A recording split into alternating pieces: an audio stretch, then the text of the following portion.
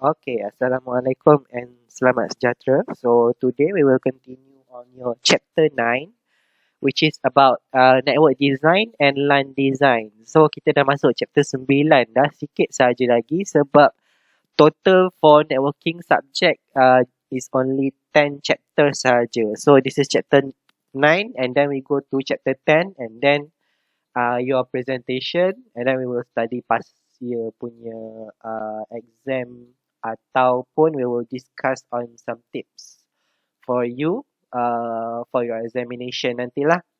Alright.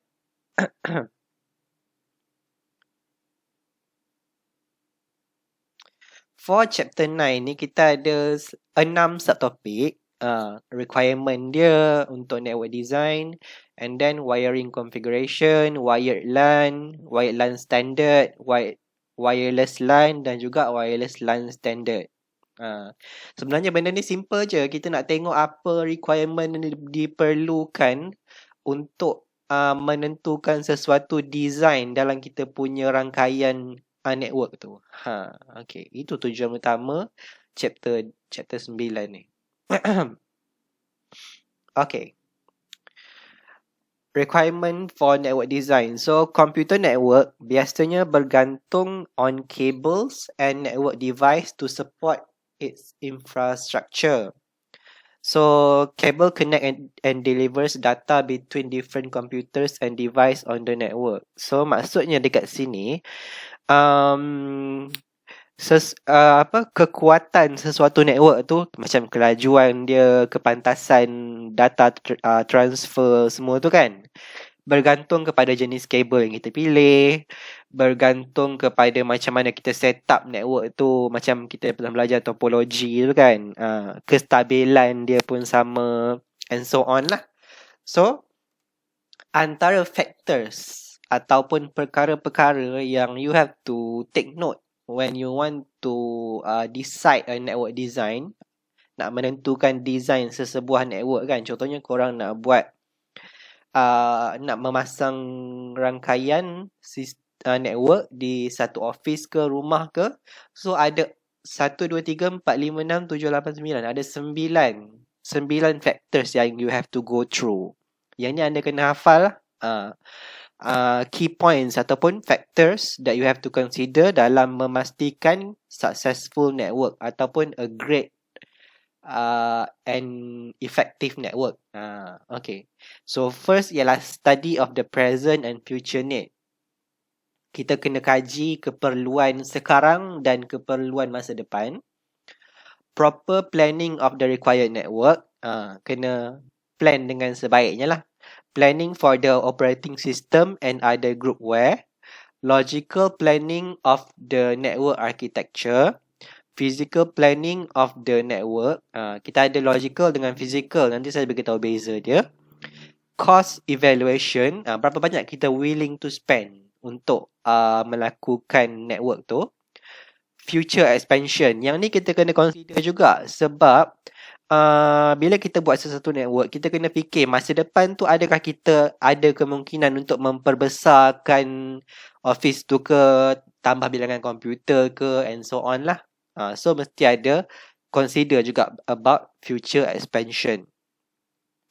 And then ni lebih kurang je running and maintenance cost. Yang tadi tu cost untuk memasang, yang ni maintenance dia lah, cost maintenance. Contohnya kalau ada rosak ke apa ke, mahal tak kita nak repair and so on lah.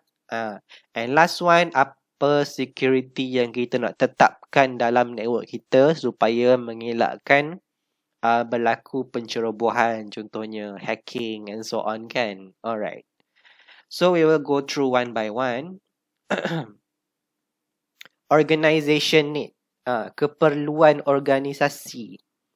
So, ianya adalah satu kajian untuk kita nak study present organizational need for computer network are very important. Kita nak tengok sebab kita kena tahu apa yang company tu perlukan. Sebagai contoh dia, how many computers are needed. Contohnya company kecil, komputer sikit je lah. Company besar, ramai pekerja, mestilah nak pakai banyak komputer. Company yang macam contohnya bersifat pendidikan mungkin memerlukan banyak komputer juga sebab nak pasang untuk student lagi nanti kan, and so on lah. So ini adalah organisation need. Kita kena consider benda ni sebab kalau tengok dekat gambar ni, bila kita nak cucuk mesti ada port dia kan. Port ialah tempat kita cucuk dah lah. So kalau tak cukup macam mana nanti kan? So kita kena tengok, kena pastikan mencukupi berapa banyak switch kita nak pakai, berapa banyak router nak pakai, kabel apa nak pakai, berapa banyak komputer nak pakai, and so on lah. Where the computer will be placed, di mana nak diletakkan komputer tu. Yang ni kita kena consider juga. Adakah di makmal, adakah di pejabat, and so on lah. And then what OS will run on them, operating system kita pakai Windows 7 ke, Windows 10 ke, and so on lah. Kita nak pakai Windows apa yang terbaik untuk organisasi kita. And last but not least, dalam organisation need, example yang kita kena go through ialah, is there any existing network system or designing for a new one? Adakah kita nak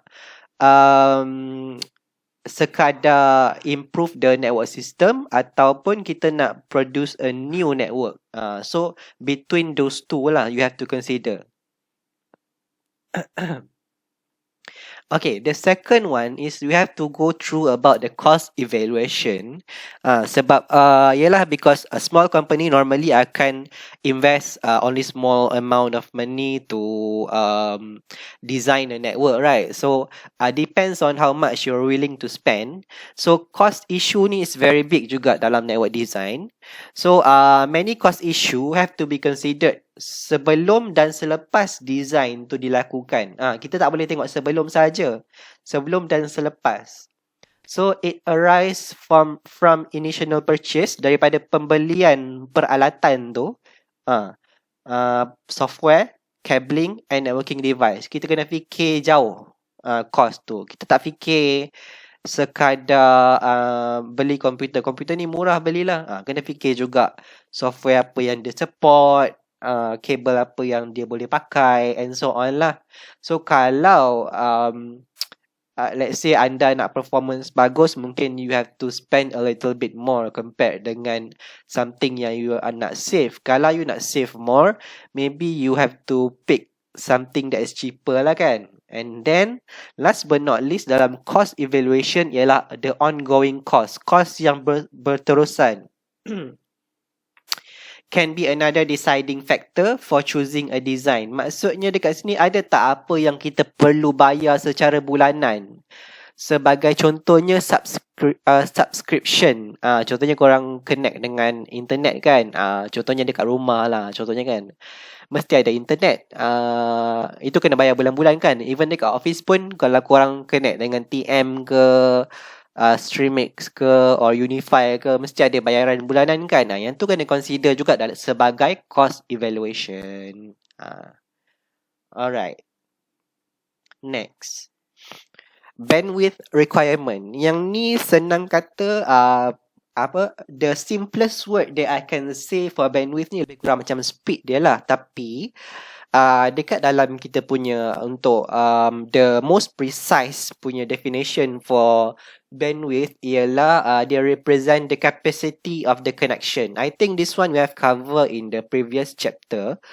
So dia maksudnya berapa kepantasan network tu boleh pergi, and the greater the capacity of the network, the greater the performance will be. So betul lah macam yang saya cakap tadi tu. Maksudnya kalau capacity of the network tu ataupun bandwidth tu lebih besar, so performance of the network will be better lah. Okay. And the third one about bandwidth requirement is it is more dependence on types of application used over the network. So bila kita nak menetapkan or to set up bandwidth requirement ni, kita kena tengok what are the applications that we use. Contohnya application tu memerlukan speed yang pantas ke or just a moderate speed and so on lah. So these are some of the factors that you have to consider when you want to decide a bandwidth requirement. Next, physical layout. Okay, kan tadi saya ada cakap factors dia ada dua. Physical layout dan juga one more is apa tadi, logical layout kan. Logical tu ialah pembahagian yang kita lakukan tidak nampak dengan mata kasar sebab kita bahagikan dengan maybe software ke apa ke. Contohnya pembahagian kita buat kumpulan lah. Contohnya kan, for example, yang ni kumpulan marketing, this one kumpulan for admin, this one kumpulan for students. We want to divide the network, right? So kita boleh buat sama ada secara fizikal ataupun logical. So logical ni kita bahagi kat network tu secara menggunakan software lah. Maksudnya benda tu tak nampak dengan mata kan. Sebab kalau dengan fizikal, kita nampak, kita set up tu macam mana. For example, kita dah ada belajar about topology last time. So topology ni adalah salah satu contoh physical lah, physical layout. Yang ni boleh nampak dengan mata kasar kan, macam mana devices are connected together. For example, star network, ring network or bus network. Kalau korang tengok dekat dalam gambar ni, or from what you have learned from chapter 1 if I'm not mistaken. So anda boleh nampak benda ni, nampak tak? Macam kalau star network ni dekat center ialah the switch ataupun hub ataupun router kan. Kalau ring kita tak ada benda tu, kita just cables sahaja. Kalau bus, kita boleh nampak dengan jelas it is a straight line. So physical layout ni kita perlu consider juga dalam network design sebab kita kena tengok kesesuaian dengan tempat yang kita nak pasang tu. So physical layout akan melibatkan position of server and also networking device seperti hub, switches, routers dan juga laying out of the cables. Macam mana kita nak pasang kabel tu. Macam kita belajar topologi tersebut. Yang ni I think most of you can already relate because kita dah pernah buat dalam last assignment. Which one is better between mesh, star, bus tree and also ring topology kan. As I said before, mesh is the most stable because dia ada paling banyak kabel, but mesh ni memerlukan kos yang agak tinggi sebab kabel tu sangat banyak untuk backup kan. Contohnya satu kabel terputus, so you still have another alternate path, laluan yang alternate lah, laluan lain lah kan. So network tu tidak akan mudah terputus atau tergendala kalau anda pakai mesh ni. Kalau macam star topology pun sama, also stable juga sebab kalau satu je kabel ni putus, the other devices can still be connected to the network because satu je yang affected kan. So anda kena consider juga all of this in your physical layout when you want to decide the network design lah. Alright. Next. Network architecture. Yang ni yang sebenarnya ialah logical planning. Nampak tak? Dia buat pembahagian dekat situ. Dia bahagikan yang ni faculty of network, yang ni student lab, and then ada student lab number 2, student lab number 3 and so on kan. Dia bahagikan kepada kumpulan-kumpulan kecil. How did they divide this thing? Macam mana dia nak divide penghantaran data tu ke mana and so on. So yang ni kita panggil sebagai logical planning. So it involves selecting proper protocols. Anda kena tahu, you have to know what are the difference between protocols and standard because this chapter will discuss a lot of protocols and standard. So from your previous assignment, saya ada bagi you guys to answer what are the differences. But a lot of you, I think, still cannot see the differences between protocols and standard. So I really need you to go through that again. And regarding network architecture ni, it is more difficult due to involvement of computer security and policy. Sebab bila selain daripada kita set up pembahagian kumpulan ni semua kan, kita kena set up security yang diperlukan and so on lah. Segala setting yang tidak nampak dengan mata kasar lah. Itu adalah network architecture. Architecture related dengan logical planning. And then selecting backbone technologies, ataupun dalam bahasa mudahnya kita cakap teknologi yang kita gunakan dalam network kita tu lah, sama ada kita nak pakai Ethernet ke ataupun token ring ke or fast Ethernet ke and so on lah. So maksudnya teknologi ni memainkan peranan yang penting sebab different technology will have different speed. Maksudnya bandwidth dia lain, speed dia lain. So kalau tengok dekat sini kan, most high speed backbones operating today run at 100 Mbps. Contohnya kan, tetapi ianya mahal. So anda kena nak memilih teknologi ni bukan nak kita, memanglah kita nak yang terbaik, tapi kita kena tengok juga cost tu kita boleh cover or not. So dalam memilih backbone technologies ataupun technologies yang kita gunakan, kena banyak consider. Kita kena go through the cost, is it enough for our company or organisation and so on lah. Alright, next.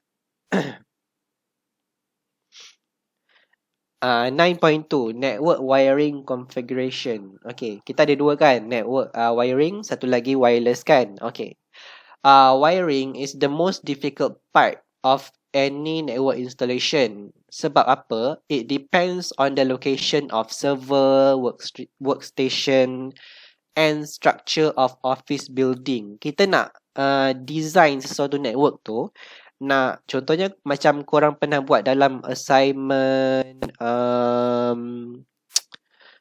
mini project tu kan, ada yang buat dekat cyber cafe, ada yang buat dekat office, ada yang buat dekat rumah and so on kan, library and so on kan. So bila nak menentukan tu, itu adalah quite difficult sebab kita nak memastikan location of server, workstation dan juga structure tu bersesuaian dengan bangunan tu ataupun building tu, sesuai ataupun tidak.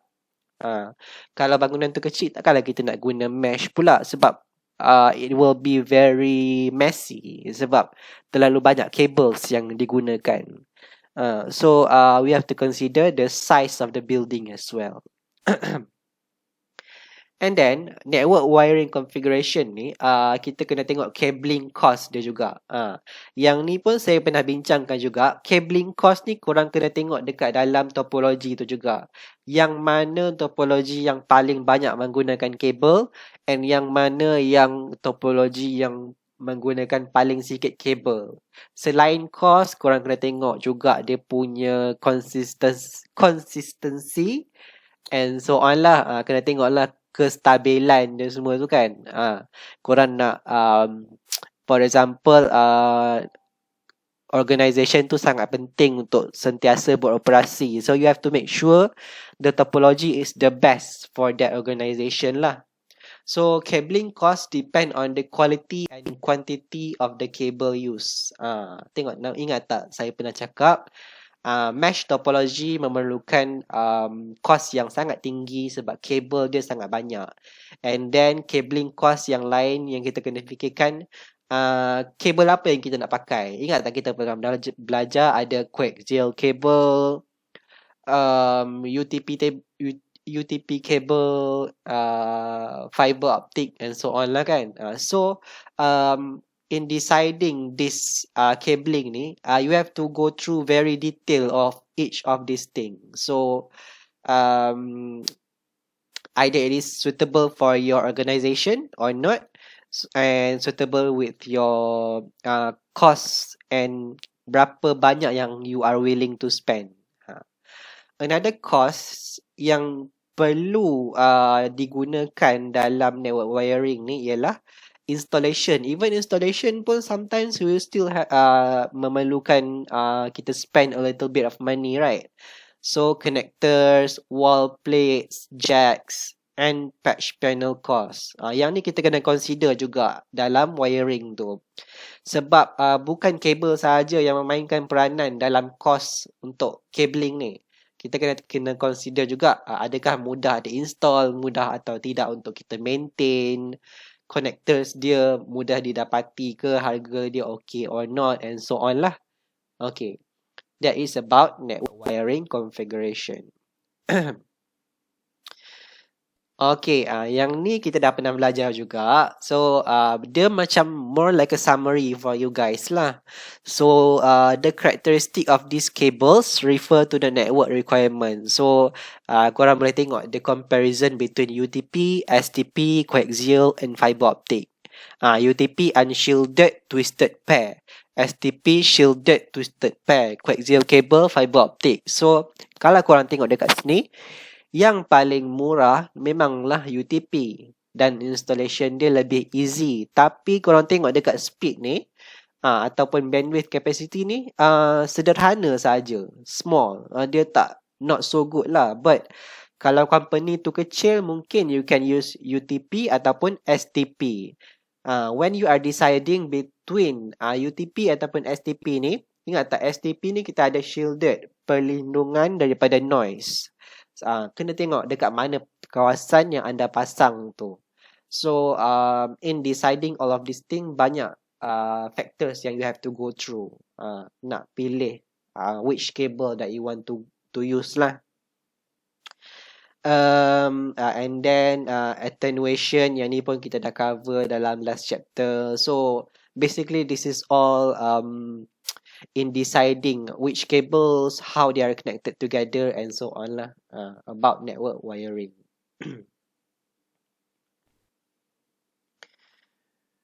Okay, twisted pair cabling. So, twisted pair, kita panggil sebagai 10-T, is a very ideal, yang ni dia dah mention siap-siap, very ideal for small, medium or larger network and commonly used for star topology. Biasanya twisted pair ni kita padankan dia dengan star topology. Kabel, maksudnya kabel twisted pair ni kita padankan dengan star topology lah. Depending on the configuration of the cable, it can be two types. Sama ada straight through cable ataupun crossover cable. So straight through cable ialah to connect the computer to the hub or switch. Kalau crossover, it connect the hub to another hub. Dia macam ada banyak bersambung-sambung. Macam tu lah, to connect the hub to another hub or switch to another switch. Macam korang imagine ada banyak extension lah macam tu, crossover cable ni. Ni adalah contoh dia lah. Macam mana anda nak planning untuk network wiring configuration. So, kena tengok berapa size office tu and then berapa size bilik tu and so on kan.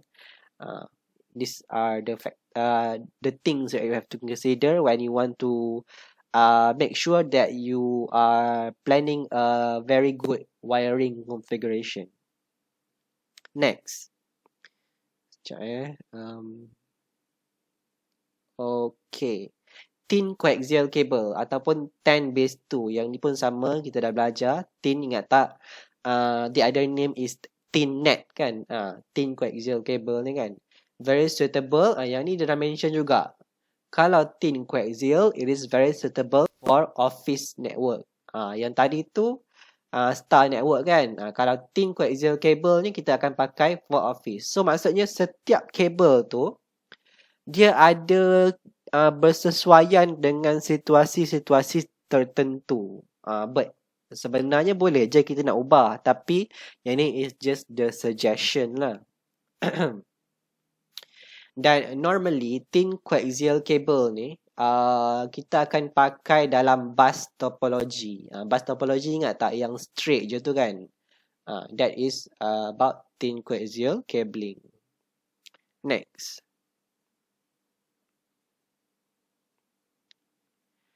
Okay, kita tengok ini example dia lah. So, kalau dalam small office kan, kita tak banyak pakai komputer sangat.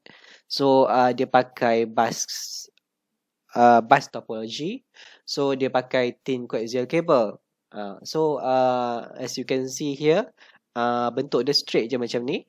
And a few devices are connected together kalau tengok dekat sini. So not much computer pun. So kita kena consider berapa banyak device yang kita nak connect. Berapa big is the location that we want to use lah. Alright. And then 9.3 is about wired LAN. Okay, a wired LAN is used in a home or office environment. Ingat tak LAN apa? Local area network kan. So digunakan biasanya di dalam persekitaran rumah ataupun office. Sometimes LAN ni kita panggil sebagai Ethernet LAN. Ethernet yang ada kabel lah. Yang kita gunakan kabel kita panggil sebagai Ethernet.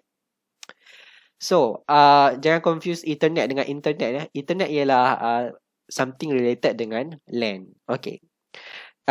Cabling used is usually either coaxial cable, which is dia carries speed dia cuma 10 Mbps saja. Kalau guna bus topology or twisted cable ni, speed dia lebih tinggi sikit. Mungkin 10 sehingga 100 Mbps. Depending on cable types and also the topology yang you use.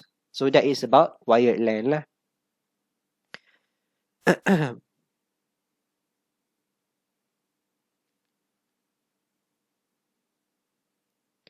Next.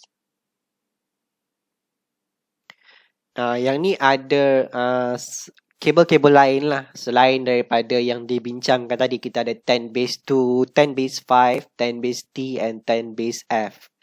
So itu adalah contoh-contoh dia je lah. Dia list out the all the cables, right? Okay, sekejap Alright. Okay, 9.4. Yang ni ialah about the standard. Standard ialah the set of rules bila kita nak communicate between the devices kan. Ingat tak? Standard ialah rules to communicate between the devices kan. So, yang ni actually you don't really have to memorize pun. This is just for your extra information lah. Kita ada IEEE 802.1, 802.2 and so on lah. And each of them have their own very specific name lah. Macam bridging and management, LLC and so on. Kalau ingat tak kita ada belajar CSMA CD, collision detection ni kan, access method. Yang ni kita panggil dia sebagai IEEE 802.3. So dalam selecting standard ni kita kena pilih yang mana bersesuaian dengan network yang kita nak. And then 802.4 ialah token passing. Cara ataupun rules kita berinteraksi lah, data tu dihantar antara satu sama lain. Next. Ini yang lain-lain lah. Kita ada sampai up until 802.10. Ni ada summary dia. Saya dah summarizekan dalam one table. You can see apa itu standard dia dan juga what it is actually for. Point 1 for what, point 2 for what and so on lah. Sampai point 10 which is for security purpose. Okay, 9.5 wireless LAN. So wireless LAN allow user in a limited area. Sebab wireless ni dia tak boleh cover area yang sangat besar. Wireless ni cuma kecil saja sebab ialah mesti dia ada had dia kan.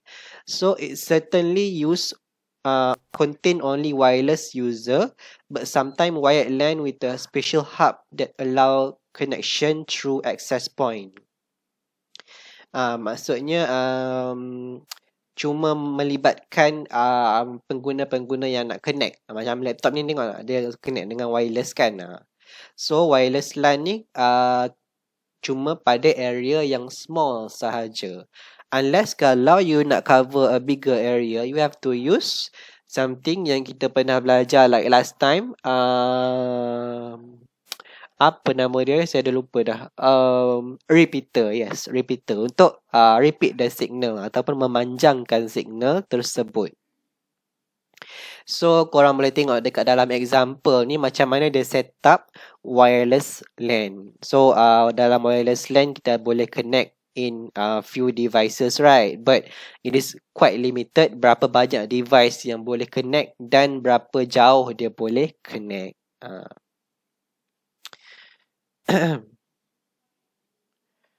Okay, ni additional information sahajalah, example dia and so on. So component, this one yang tak keluar sekejap Ni adalah 3 komponen yang korang kena tahu. Tak boleh.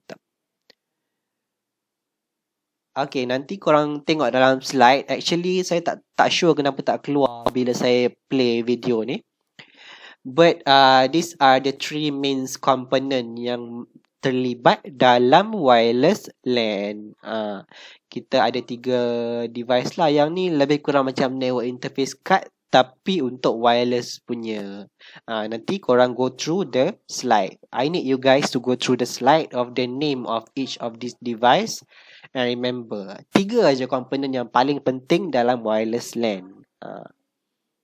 Ada komponen lain tapi ni 3 komponen utama lah. Okay. Sambung lagi about wireless LAN. So wireless LAN ni dia lebih fleksibel. Ni kelebihan dia lah. Flexible without disturbing and inconvenient wiring. Dia tidak mengganggu lah dengan wire-wire yang berserabut and so on kan. Sebab tu ramai orang suka guna wireless. So ini adalah benefit menggunakan wireless. Mobility. Lebih mudah anda nak berpindah randah. Contohnya korang nak pindah daripada meja 1 ke meja 2 tak payah nak tarik-tarik kabel kan sebab dia wireless. And then fast and easy installation. So you have to remember wireless ni lebih senang set up compare dengan wired. Itu adalah point dia. And then lebih flexible. Cost dia berkurang sebab kita tak banyak pakai kabel. Scaling facility, kita boleh menambah bilangan. Scaling ni ialah menambah bilangan lah. Menambah bilangan pengguna mudah. Kalau ada kabel, kita nak kena contohnya kalau korang pakai wired punya LAN, bila tambah je bilangan pengguna, korang kena tambah kabel kan. Wireless tak payah. As long as it didn't reach the limit kan. Contohnya ada 10 orang and then nak tambah lagi seorang, boleh, no problem. You tambah je, set up je. Tak perlu nak tambah pun kabel lain. Dan lebih convenience. So you have to remember lah, these are the 1, 2, 3, 4, 5, 6. 6 benefit of wireless LANs. Okay. Ni contoh-contoh configuration for wireless LAN lah. Ada macam-macam cara dia set up kan. Dekat mana dia letakkan. Contohnya ada multiple antenna yang setiap device ni ada antena dia. Yang ni lebih stable. Yang ni directional antenna. Yang maksudnya from yang ni contohnya office kecil ni kepada office kecil ni, dia berhubung antara satu sama lain. Yang ni ialah extension antenna and so on lah. While yang ni just to give you macam gambaran lah macam mana wireless LAN tu di set up.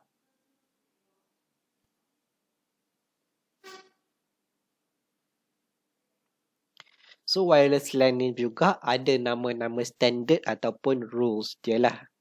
Dan yang saya nak tekankan di sini, selain daripada yang wireless ni biasa nama dia pelik-pelik sikit. Yang tadi tu ada just number saja kan. So wireless ni ada include dengan huruf sekali dekat ujung tu, nampak tak? Point 11G and also point 15. So starting above je point 10 tadi still dalam wired kan. Point 11 je dia dah start wireless dah. Tu nama lain dia lah, macam alternative name. Bluetooth. Bluetooth ni kira wireless kan. So nama lain dia ialah IEEE 802.15. Ni pun korang tahu kot. Bluetooth dia short range wireless. Using 2.4 GHz band to low power user. So up to 100 meter with power boost. Kalau anda guna boost ataupun booster untuk Bluetooth tu, boleh pergi sejauh 100 meter. Kalau tak sampai 100 meter biasanya Bluetooth ni. And then kita ada ni contoh-contoh Bluetooth application. Contohnya macam make a call from wireless headset to a cell phone. So ada banyak keperluan Bluetooth sekarang ni.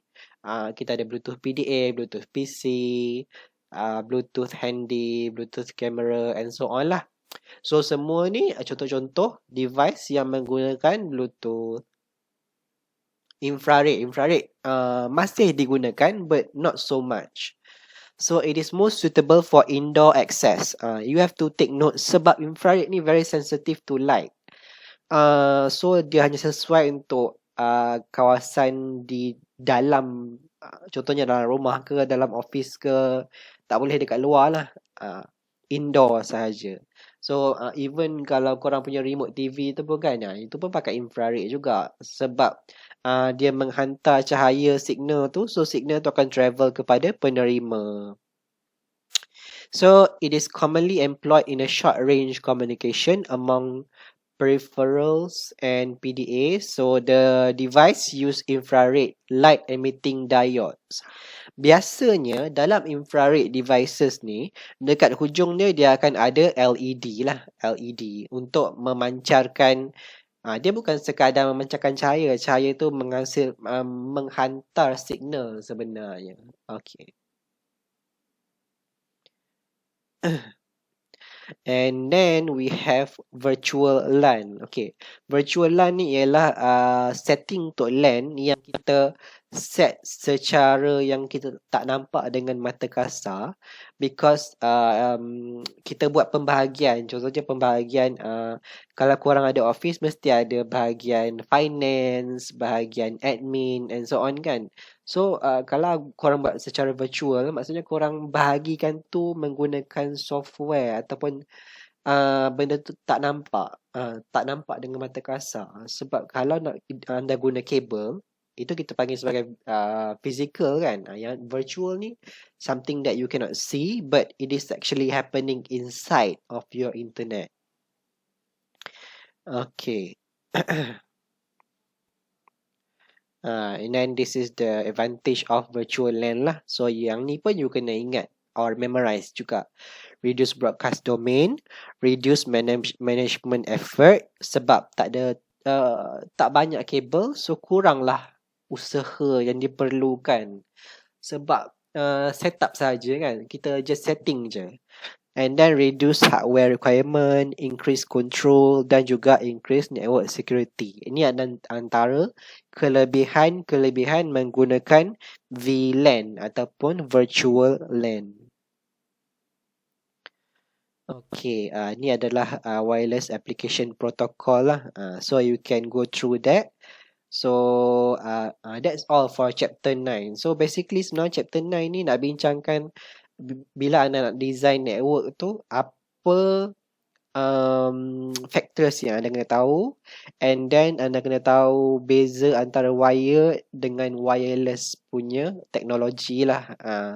Apa dia punya karakteristik dan juga dia punya standard. Yang standard tu at 02 point something tu anda tak perlulah hafal kan. You just have to know a little bit about the differences, the advantage with sama ada guna wired ataupun wireless. So that's all for today. Thank you very much.